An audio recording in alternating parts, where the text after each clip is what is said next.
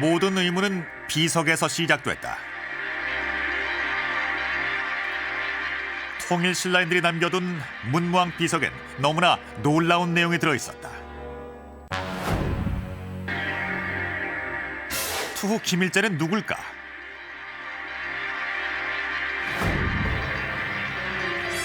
그리고 비문에서 신라의 태조라고 밝힌 성한왕은 누굴까?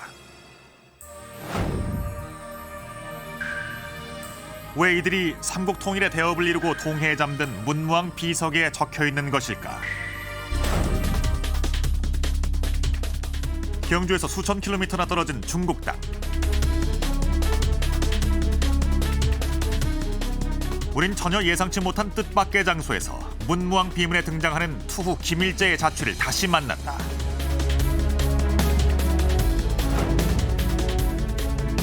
중국 고대 국가의 수도였던 섬서성시안엔 그의 무덤까지 남아 있었다. 그는 실제로 존재했다.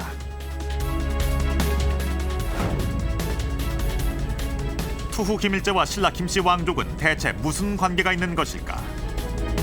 왜 문무왕은 그의 비석에 김일제의 기록을 남겼을까?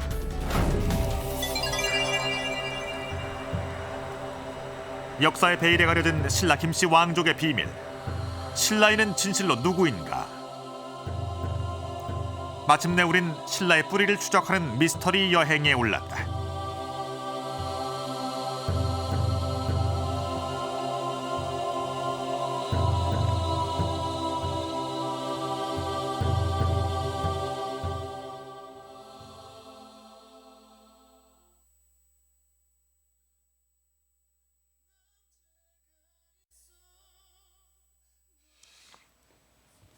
(1300년) 전 통일신라 사람들이 세운 문무왕 비문을 보면 우리가 생전 듣도 보도 못했던 투후라는 낯선 사람이 등장을 합니다.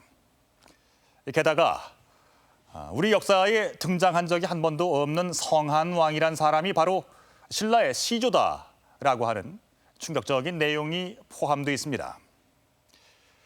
우리 국사교과서를 보겠습니다.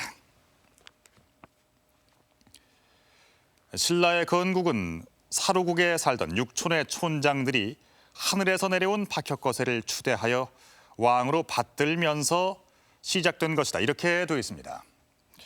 그리고 그 뒤로 신라는 박혁거세, 석탈해, 김할지를 시조로 하는 박석김 이 세 성씨가 번갈아서 왕위를 차지했다. 이렇게 되어 있는데요. 그렇다면 뭔가 이상하지 않습니까? 이렇듯 문무왕 비문은 우리가 지금껏 알고 있었던 모든 역사적인 상식들을 송두리째 뒤바꿔 놓을 수 있는 충격적인 내용들을 담고 있는 것입니다. 오늘부터 새롭게 시작하는 역사 추적. 그 첫 번째 시간엔 이렇듯 풀리지 않는 미스터리로 남아있는 문무왕 비문의 진실을 추적해 보겠습니다.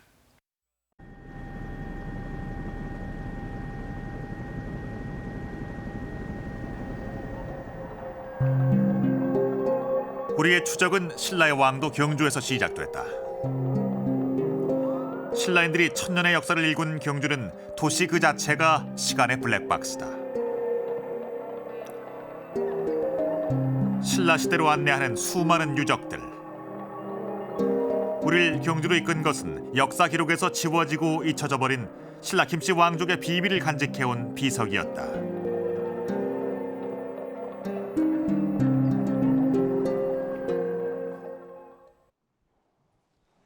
경주박물관에 마련된 신라시대 비석 전시실. 우린 이곳에서 지금까지 그 존재조차 알려지지 않았던 문무왕릉 비를 만났다. 1300여 년의 풍파를 겪은 비석은 깨지고 패인 채 밑부분만 겨우 남아 있었다. 먼저 문제의 명문을 찾아보았다. 하지만 우리가 찾는 글자는 보이지 않는다.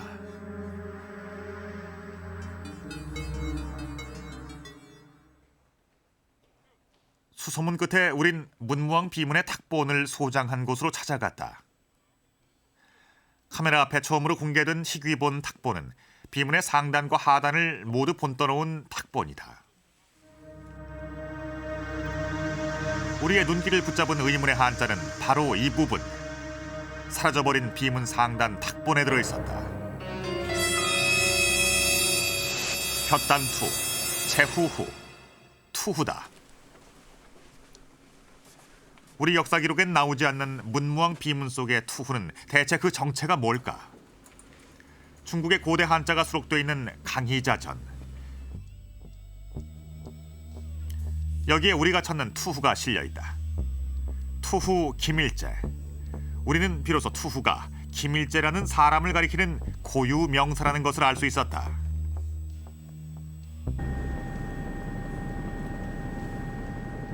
그렇다면 김일제는 누굴까? 그는 왜 신라 문무왕 비문에 돌연 등장한 것일까?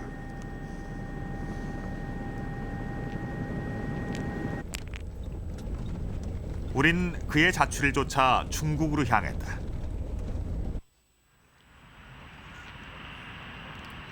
중국 서북 지역에 위치한 감숙성 무이시.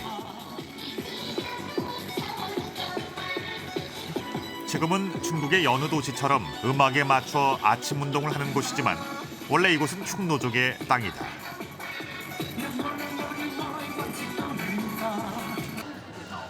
인민공원 한가운데 남아있는 흉노족의 흔적. 무이시의 상징인 마다비연상은 나는 제비를 뒷발로 밟을 만큼 빠르게 달린다는 흉노의 땅에서 키우던 한혈마다. 마다비연상을 등지고 서 있는 또 다른 석상. 놀랍게도 이 석상의 주인은 투후 김일제였다. 석상 앞에 서는 순간 문무왕 비문 속의 투후 김일제가 보다 실체를 가진 인물로 다가왔다.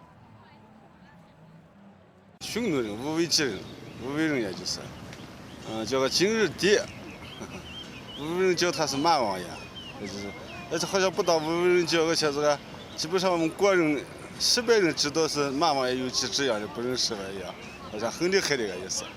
后来在匈奴在这个时期以后，西汉时期以后，收复了这个河西地区以后，就这个皇帝扛上的。 김일제는 한나라 때 마왕신으로 이름을 날린 흉노족 출신의 마부로 알려져 있다. 무이시 외곽에 김일제의 후손들이 모여 사는 김씨 집성촌이 있다고 해서 찾아 나섰다. 마을 이름은 김가장. 김씨들이 모여 사는 마을이란 뜻으로 붙여진 이름이다.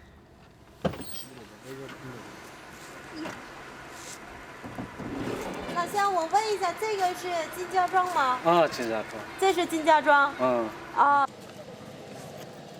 투후 김일제를 취재한다고 하자 가을 거지를 하던 마을 주민들이 바쁜 일손을 멈추고 달려와 주었다. 只有这个人去吃。就有这样的人是吗？多少岁？ 마을 주민은 김씨가 압도적으로 많았다. 800여 호 가운데 김씨가 600여 명에 달한다. 이곳의 김씨들은 조금도 주저하지 않고 스스로를 투후 김일제를 시조로 모시는 흉노족이라고 소개한다. 유목 생활을 하며 떠돌던 김일제 후손들은 원나라가 들어선 13세기 무렵 김가장 마을에 뿌리를 내리고 정착했다고 한다.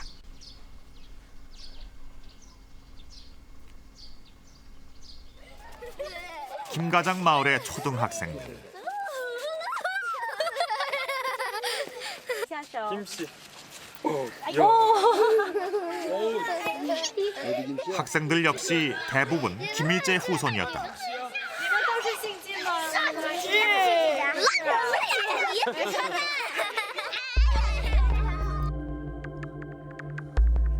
조상 대대로 김가장에서 농사를 지으며 살아온 투후 김일제의 후손들. 우린 머나먼 중국 땅 김가장 사람들의 모습에서 문무왕 비문의 암호처럼 적혀있던 투후 김일제를 만날 수 있었다.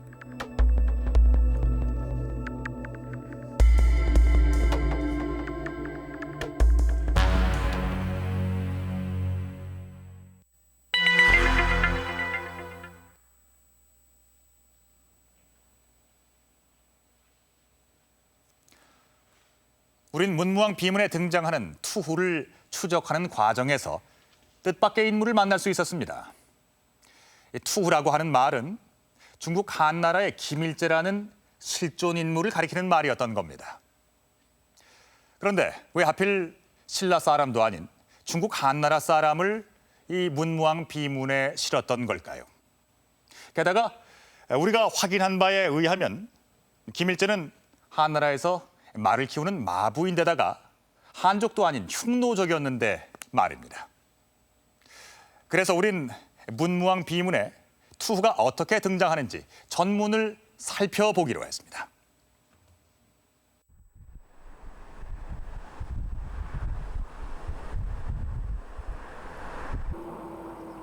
문무왕 비석은 기적처럼 우연히 발견됐다. 경주의 한 왕릉 아래에서 밭갈이를 하던 농부의 눈에 예사롭지 않은 것이 들어왔다. 흙더미를 파내자 밭에서 두동강 비석이 불거져 나왔다. 그것이 처음으로 세상에 알려진 문무왕 비석이다. 그 뒤로 200여 년 가까이 방치되었던 문무왕 비석이 다시 우리 곁으로 돌아온 것은 1961년이다. 하지만 돌아온 것은 비석 하단석뿐이었다. 비석 하단석에서 확인된 글자는 830여 자. 그나마 남아있는 글자도 깎이고 펴나간 부분이 많아 판독하기가 어렵다. 문무왕 비문 복원을 연구해온 이영호 교수. 그는 금속학 복원 연구에 뛰어난 전문가다. 비문의 원형을 그대로 살려내기 위해서 먼저 문무왕 비문에 관한 내용이 실려있는 모든 문헌 사료를 조사했다. 이영호 교수가 찾은 또 하나의 복원 자료는 중국의 금속학자가 문무왕 비문의 탁본을 분석하고 판독해놓은 해동 금석원이다.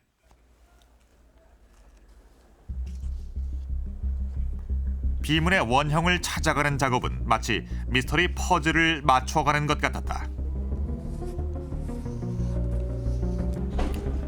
이영호 교수는 해동 금석원에 실린 비문 해석을 서울대 탁본과 비교 분석하며 검증해 나갔다. 글자의 정확한 위치까지 찾아내 비문의 행과 칸을 맞추는 과정은 까다로웠다. 훼손된 글자는 그 상태 그대로 표시했다. 이 탁본의 그 존재함으로 인해서 중국인 학자 유희애가 편찬했던 해동금속원의 내용을 검증할 수 있다는 점에서 상당히 큰 도움이 되었습니다. 글자의 판독이 정확한지, 글자의 그 배열이 정확한지를 확인할 수가 있었습니다.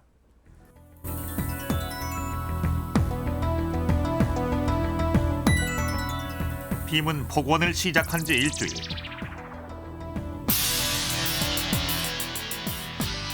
높이 166cm, 폭 94cm의 문무왕 비문이 그 모습을 드러낸다.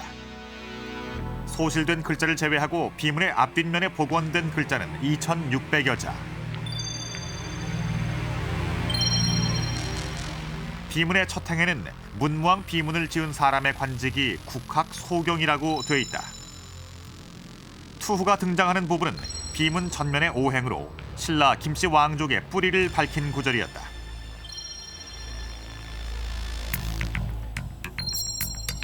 비문의 중하단부엔 문무왕의 즉위와 관련된 내용이 실려 있었다.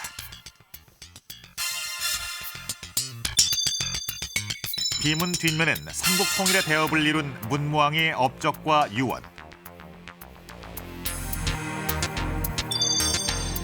그리고 마지막으로 한눌유라는 사람이 비문을 지었다는 기록이 확인됐다. 우리가 추적해온 김일제가 신라 김씨의 뿌리를 밝힌 구절에 올라있다는 것은 무엇을 뜻하는 걸까? 그런데 우리보다 200년이나 앞서서 김일제와 신라 김씨의 관계를 추적한 보문서가 발굴됐다. 여기 문무왕릉비에 대한 내용이 있습니다. 예, 문무왕릉비에 대한 추사의 그 연구 논문이 들어있죠.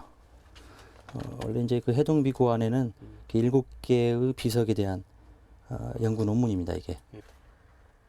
해동 비고엔 추사 김정희가 예, 문무왕 그 비문을 직접 분석하고 연구한 글이 실려 있었다.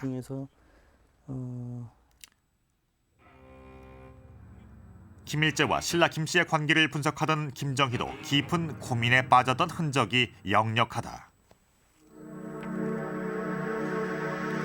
김정희는 신라 김씨가 김일제의 후손임을 밝힌 것인가 하는 강한 의문을 남겨놓았다.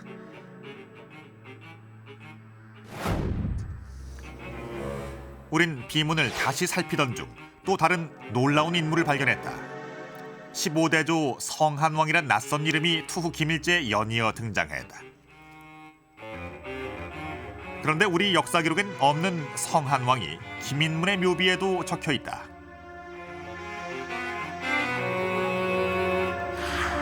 문무왕의 동생인 김인문의 묘비엔 태조 한왕이라고 되어 있다.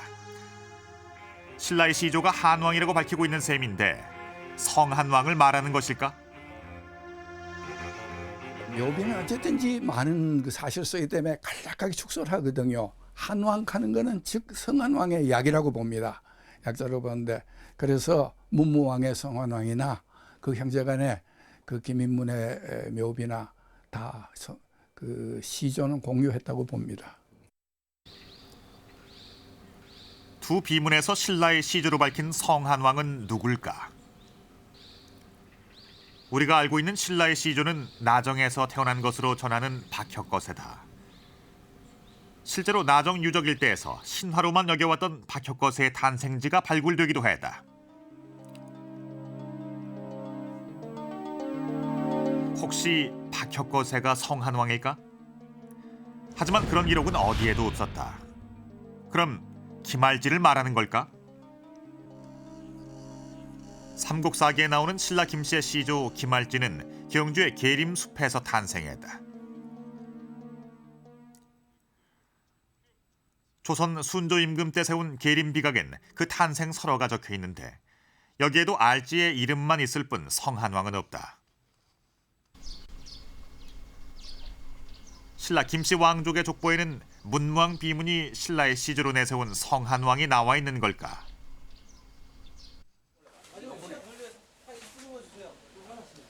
때마침 가을 시제를 앞둔 시기라 신라 김씨 왕족의 후손들이 대릉원 숭혜전에 모여 있었다.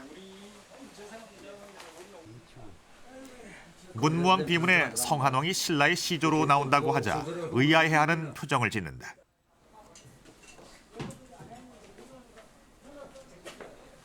깊숙한 곳에 보관하고 있던 족보를 꺼내왔다.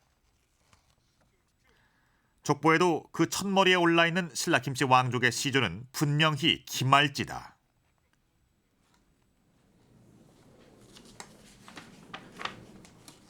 우린 족보에 실린 문무왕의 선대 조상들을 모두 확인했다.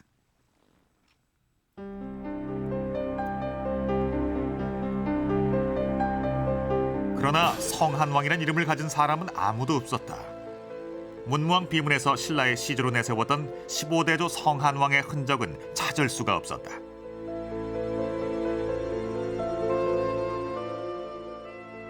현재 저희 족보에는 성한왕이라고 하는 내용은 전적으로 없습니다. 없고 제가 현재까지는 들어본 일도 전혀 없습니다. 자, 이제 우린 투후에 이어서 또 다른 낯선 인물 한 사람을 만나게 됩니다. 사실 조금 당혹스럽긴 합니다만 성한왕은 우리가 알고 있는 삼국사기나 삼국유사 같은 기록에는 전혀 나오질 않는 사람입니다. 하지만 비문 속에 등장하는 이 성한왕이 완전히 허구의 인물 같아 보이진 않습니다. 왜냐하면 문무왕의 동생인 김인문의 묘비에도 태조 성한왕이라는 기록이 분명히 있기 때문이죠. 자, 상식적으로 한번 생각을 해보겠습니다.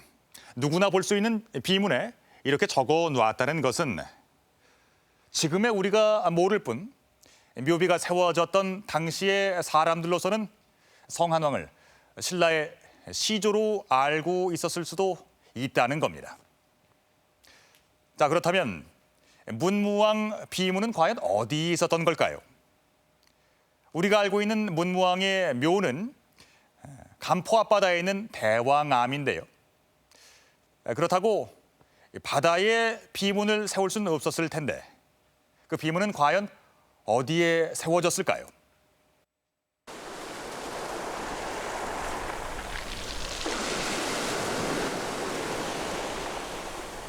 우린 문무왕릉으로 알려진 간포 앞바다의 대왕암부터 살펴보기로 했다. 대왕암은 바다 한가운데 솟아있는 암초다. 비석을 세울 수 있는 곳이 아니다. 문무왕의 수중 장사를 전하는 삼국사기에도 이곳에 비석을 세웠다는 기록은 없다.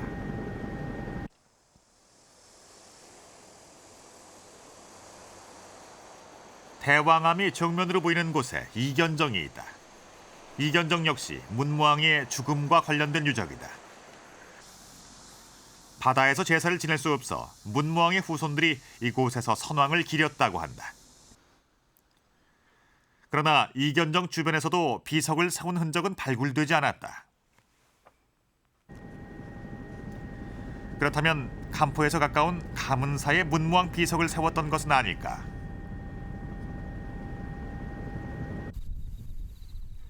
발굴 조사에 확인된 가문사의 상징은 3층 석탑 2기와 대웅전터다.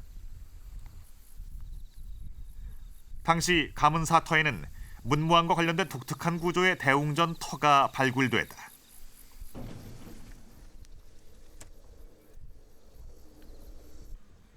장대석을 쌓아 올린 석축에서 발견된 구멍이 바다와 연결되는 구조였다. 용이 되어 신라를 지키겠다는 유언에 따라서 용이 된 문무왕이 자유롭게 드나들 수 있도록 만든 구조라고 전해져 온다. 혹시나 하는 기대로 우린 발굴 보고서까지 샅샅이 뒤졌다.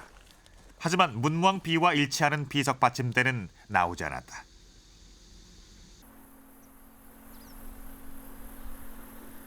또 하나의 후보지는 경주 낭산이다. 능지탑은 문무왕의 화장터로 낭산의 서쪽 기슭에서 발굴된 능지탑 유적은 문무왕의 화장터로 추정된 곳이다.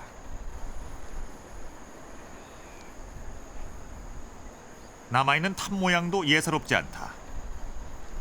탑신 기단부에 조각된 무늬는 무덤 가장자리에 두른 호석을 연상케 한다. 일반 절집의 탑과는 확실히 다르다. 그래서 발굴해 보니까 여기서 불을 놓은 그런 흔적이 발견이 되었고 그에 따라서 이곳을 문무왕의 화장터로 그렇게 생각하게 되었습니다. 발굴 당시 화장터의 흔적이 발견됐고 불에 탄 소주 불상까지 나와 화장터에서 불교 행사가 진행됐던 것으로 보인다. 삼국사기의 문무왕의 화장터로 나오는 고문 외정이 바로 이 지역이다.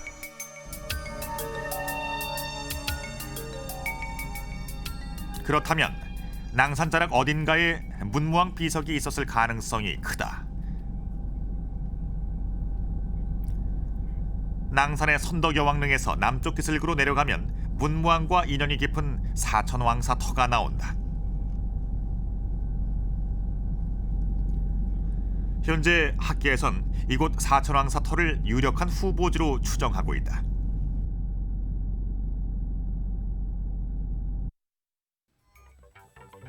우린 추사 김정희의 기록을 다시 살펴보았다.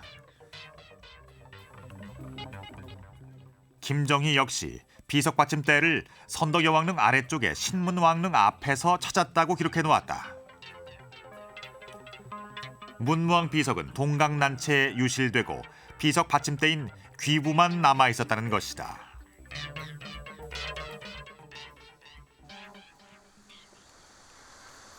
발굴 조사가 한창인 사천왕사터는 김정희가 말한 위치와 거의 일치한다. 우린 사천왕사터에서 실제로 거북 모양의 비석 받침대를 찾았다. 금방이라도 살아 움직일 것처럼 조각된 거북등 무늬도 예사롭지 않았다.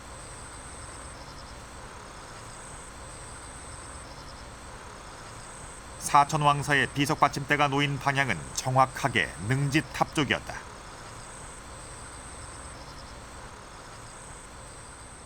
비석을 꽂았던 곳으로 보이는 받침대의 호음도 독특하게 2단으로 돼 있었다. 비석을 꽂았던 흔적이 역력하다. 우린 이 받침대의 홈의 폭과 길이를 재서 문무왕 비석의 하단석과 맞춰보기로 했다. 홈의 가로 길이는 약 90cm, 세로는 20cm다. 문무왕 비석 하단석의 귀부 접합 부분과 크기가 거의 일치한다.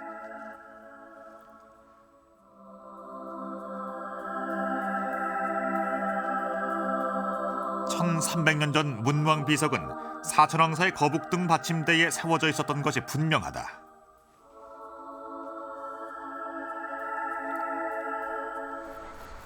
신라의 김씨 왕족은 왜 사천왕사에 문무왕 비석을 세웠던 걸까?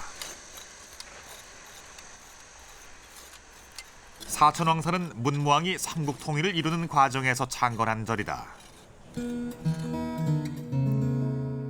사천왕사 터에서 발굴된 노규전 불상은 이곳이 후국 사찰이었음을 보여준다.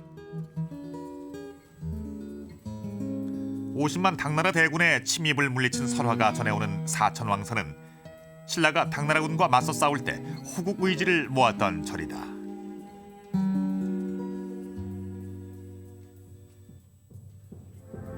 그런 사천왕사라면 문무왕 비문 속의 성한왕은 통일 신라인들에게 특별한 존재였을 것이다.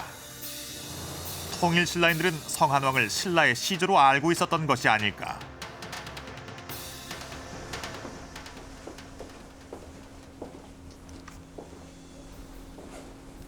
우린 경주박물관 수장고에서 찾은 또 다른 비석에서 그 단서를 확인할 수 있었다. 문무왕으로부터 100년 뒤에 세워진 흥덕왕릉에서 발견된 비석이다. 흥덕왕은 신라 제42대 왕이다. 동강난 조각으로 발견된 흥덕왕릉 비편에서도 태조 성한왕이란 글자가 또렷하게 남아있다.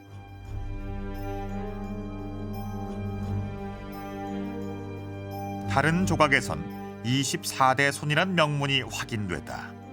비문 속의 성한왕은 문무왕의 9대 손인 흥덕왕에겐 24대조가 된다.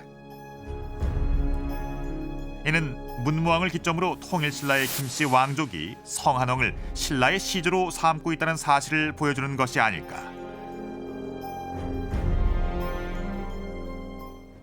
흥덕왕 비문을 보면 태조 성한왕이 그의 24대조라고 되어 있습니다.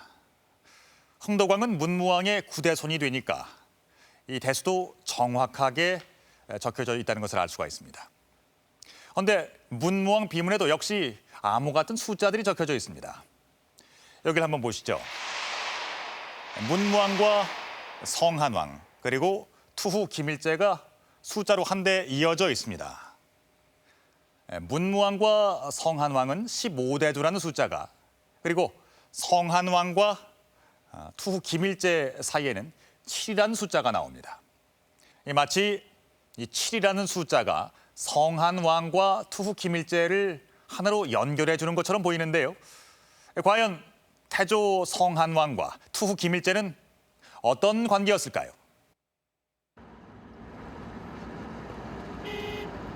우린 김일제의 행적을 쫓아가 보기로 했다. 섬서성 시안의 홍양현 농촌 마을에 옥수수밭 사이로 솟아있는 무덤이 있었다.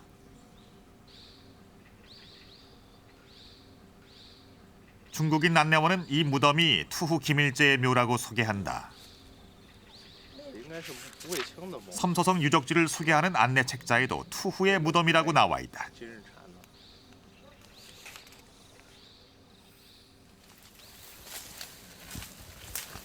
그런데 무덤의 남쪽 정면에 있기 마련인 묘비가 보이질 않는다.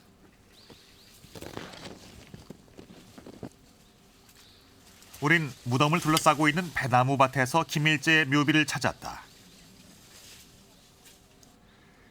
묘비가 배밭 한가운데 있다는 것은 원래는 이 일대가 김일제의 묘역이었다는 뜻일 것이다.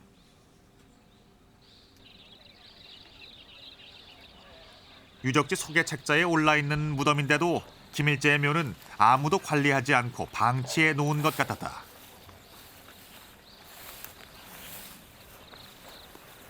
자풀이 무성한 봉분 위로 군데군데 구멍이 뚫려 있었다. 토굴꾼의 손을 탄 흔적이었다.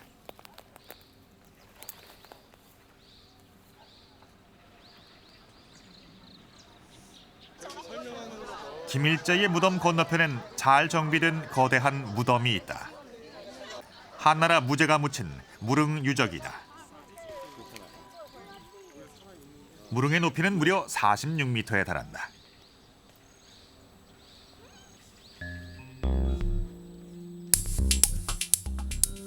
한나라의 7대 황제인 무제는 중국 역사상 가장 광활한 영토를 개척하며 중화주의의 기틀을 만든 인물로 중국인들이 가장 애정을 갖는 황제다.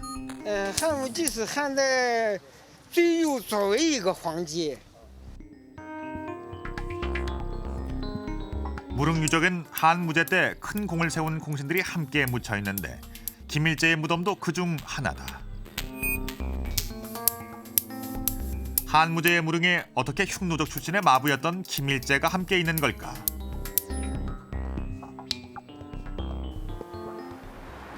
문무왕 비문에 등장하는 투후 김일제와 한나라 무제는 대체 어떤 관계였을까? 우린 중국의 소수 민족사를 연구해온 전문가를 만나보기로 했다. 섬서성 사범대학의 주위주 교수는 한서에 김일제전이 수록돼 있다고 말한다. 这是汉书，班固州的汉书，在汉书里边，它有金弥底的传记，这就是汉书里边他的传记，开头就说金弥底之翁叔，本匈奴修土王太子也。 한서 김일제전엔 우리가 예상치 못한 내용이 실려 있다. 뜻밖에도 그는 흉노왕의 태자였다. 他原来是匈奴右边右帝，就是右帝的修土王的一个太子，就他的儿子。那么修土王在哪个地方呢？修土王就在今天甘肃的武威、民勤西北，原来那个地方有个泽。 有个泽就是湖啊，瑞卢湖。 감속성 무이시 일대가 김일제의 아버지 흉노왕의 영토였다.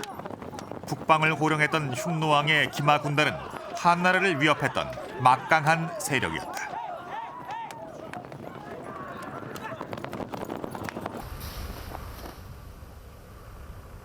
한혈마와 함께 자라던 흉노왕의 태자 김일제는 이곳 연지산 자락에서 정복 전쟁에 나선 한무제의 군대의 포로가 되고 말았다. 끌려간 김일제는 한나라 왕실의 말을 키우는 노예 생활을 했다.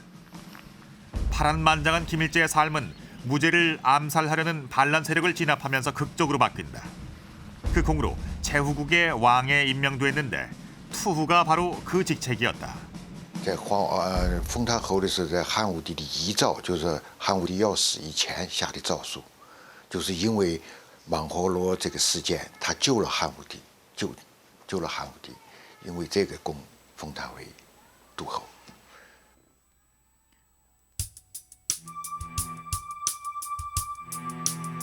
흉노족 태자 출신의 김일제는 한나라에서도 황제 다음으로 높은 지위에 오른 인물이었다.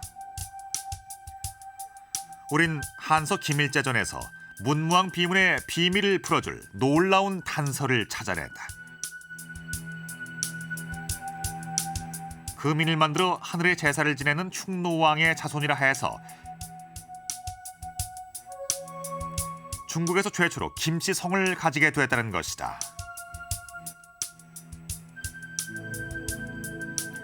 신라 김씨 왕족의 성도 금과 깊은 연관이 있다.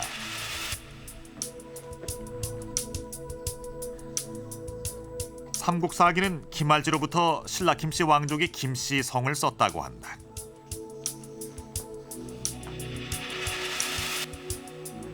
김할지의 위패에 적힌 계림은 그의 탄생 신화가 전해오는 숲이다. 김할지의 탄생지에 조성된 계림 능비는 조선시대 사람들도 김할지 신화를 사실로 여겼던 것을 보여준다. 삼국사기에 따르면 황금괴짝이 나뭇가지에 달려 있었다고 한다. 그 밑에서 흰 닭이 울고 있어 금괴를 열어보니 사내 아이가 그 안에서 나왔다. 그 아이가 바로 알지였다. 금괴에서 나온 아이라 하여 알지의 성을 김씨로 삼았다는 것이다.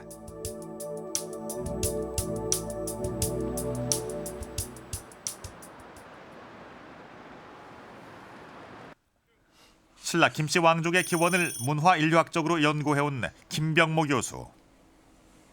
그는 김알지의 탄생 신화가 북방 유목민족인 알타이 신화와 하나로 이어져 있다고 확신한다.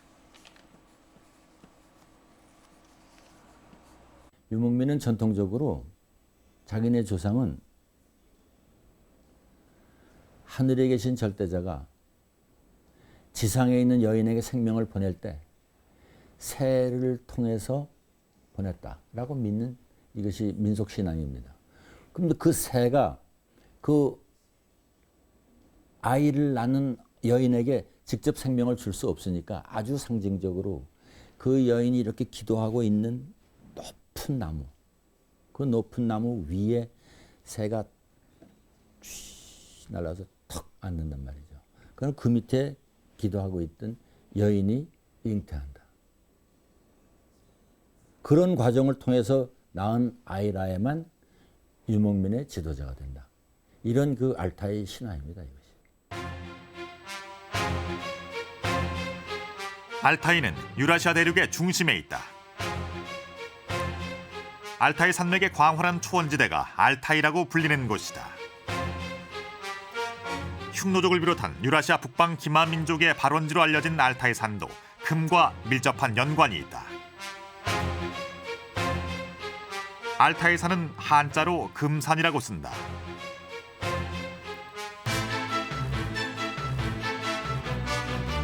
흉노족 김일제와 신라의 김알지는 금으로 연결돼 있다.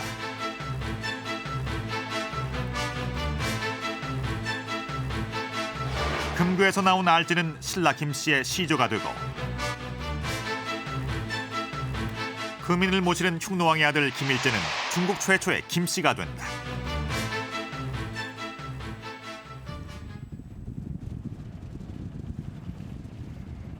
그렇다면 김일제가 김씨 성을 쓰게 된 금인은 무엇일까?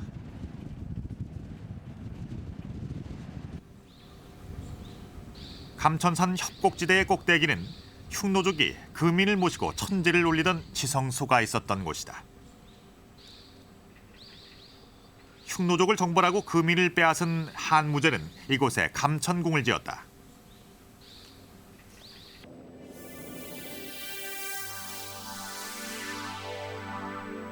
우린 모래사막 한가운데 자리한 돈황 막고굴에서 금인의 실체를 확인할 수 있었다.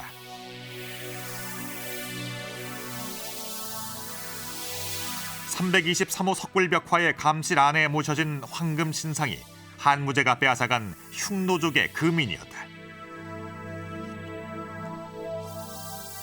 它仅仅是指修图王那一支，它因为有祭田金人，而且是指那个谜底，他到了长安以后是武帝赐姓，因为他有祭田金人，啊，这个是比较很显著的，很那个很好的一个东西啊，所以他就以那个祭田金人那个金来赐给匈奴这个姓氏。 지금도 황금은 북방 기마 민족 흉노를 대표하는 상징으로 알려져 있다. 우린 그 자취를 기련산 아래로 이어지는 하서회랑에서도 확인할 수 있었다.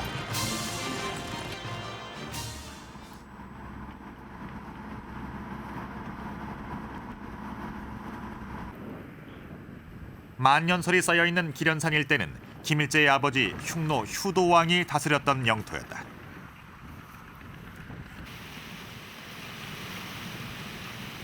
기련산에서 흘러내린 눈 녹은 물은 하서회랑을 풍요로운 땅으로 만들었다.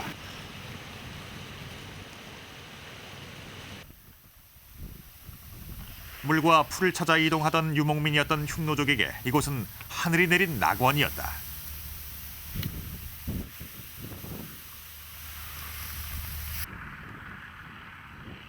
연지 군지의 원료인 홍남화의 자생지로 알려진 연지산은 흉노의 왕비를 배출하던 산실이다. 흉노의 왕비는 이곳 연지산 출신의 알씨에서 간택했는데 알씨는 금이라는 뜻이다.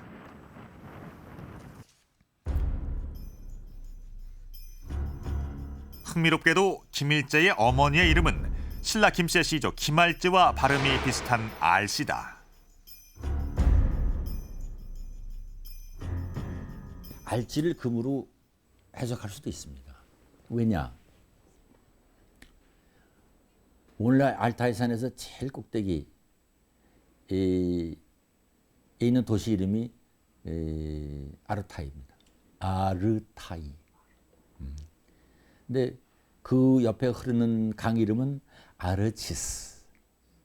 즉 아르치까지가 어간이거든요. 그 아르치가 결국은 왕비를 얘기하는 알치까지 갔단 말이죠. 그래서 아르치, 알지, 옌즈, 한국 가서 알지 이렇게 연결된다. 신라의 김씨 왕들이 묻힌 경주 대능원.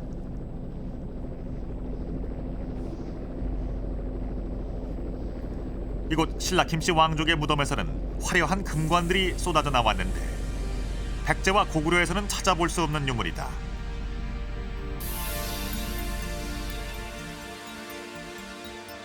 그 중에 하나인 이 금관은 대능원 서봉총에서 출토된 것이다.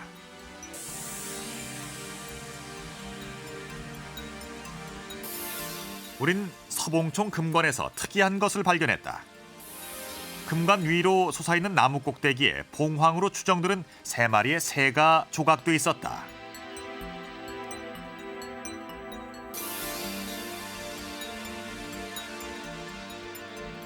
그런데 흉노족의 무덤에서 발굴된 아로시 등 금관에도 독수리가 조각돼 있었다.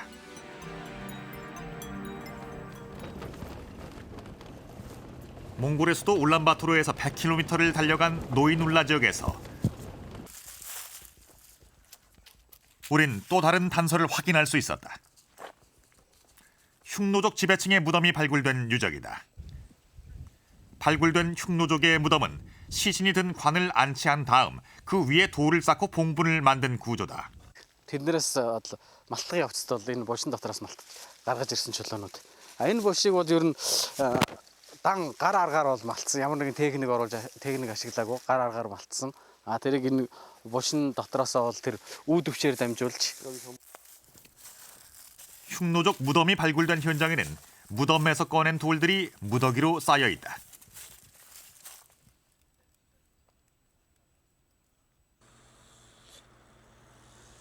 발굴 조사가 한창인 신라인들의 무덤에서도 수많은 돌들이 쏟아져 나왔다.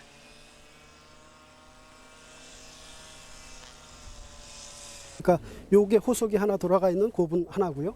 그다음에 요것이 또 하나 돌아가 있는 고분 하나. 그래서 이게 두 개가 이렇게 만났습니다. 그래서 두 개가 쌍분을 이루고 있는 그런 이게 형태죠. 지금 다 호석인가요? 그렇죠. 여기.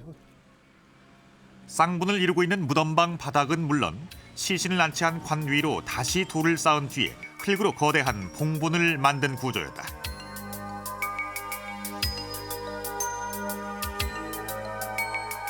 이른바 적석 목곽분이다. 적석 목곽분은 세월이 흘러 목곽이 썩으면 그 위에 입혔던 흙은 내려앉지만 돌이 무덤방을 보호하는 역할을 한다. 한반도에서 흉노족의 무덤과 같은 적석 목곽분이 출토된 곳은 신라 김씨 왕족의 무덤뿐이다.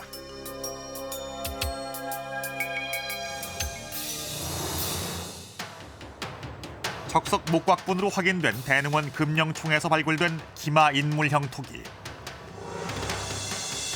왜 신라 김씨 왕족의 무덤에서 흉노의 모습을 한 기마 무서가 나온 것일까? 알타이 지방하고 신라 왕족들하고는 무엇인가 정신적으로 깊이 동아줄처럼 끊을 수 없는 튼튼한 문화의 맥을 연결하고 있다. 그렇다면 날카로운 이 기마무사는 누굴까?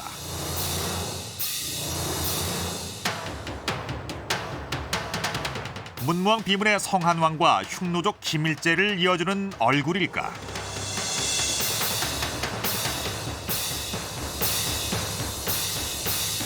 문무왕 비문에서 호련히 등장해 우리 앞에 그 모습을 드러낸 신라의 성한왕과 흉노족 김일제.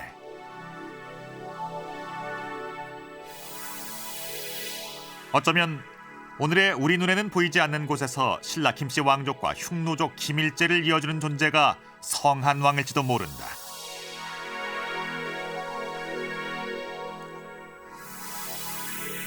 통일 신라인들이 남긴 문무왕 비문이 이 모든 의문을 풀어줄 역사의 블랙박스다.